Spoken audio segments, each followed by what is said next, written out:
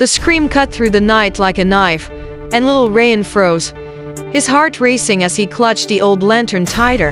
Ryan was a 12-year-old boy who lived in a bustling town surrounded by mountains. Unlike other children who enjoyed games and laughter, Ryan was known for one thing: his fear. He feared the dark, feared being alone, feared trying new things, and above all, he feared failure. One evening, a terrible storm swept through the town.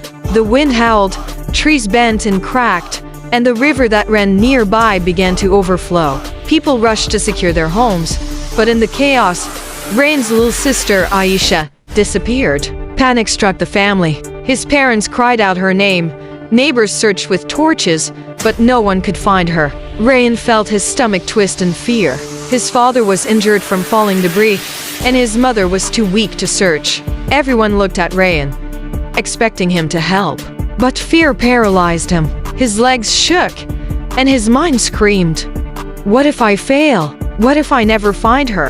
What if something happens to me?" Yet when he heard his sister's faint scream carried by the storm, something inside him shifted. For the first time, Ryan realized that his fear was nothing compared to the love he had for Aisha. He grabbed an old lantern, wrapped himself in a cloak, and ran into the storm. The rain drenched him, and the path was slippery, but he pressed on. Every shadow looked like a monster. Every sound made his heart pound. But he kept reminding himself, "Aisha needs me. I cannot stop." After an hour of searching, he reached the edge of the forest. There, tangled in thorny bushes and crying, was Aisha. Her clothes were torn, her face scratched, but she was alive. "Ryan!" she sobbed, stretching her tiny hands toward him. With trembling fingers, he pulled her out and carried her on his back.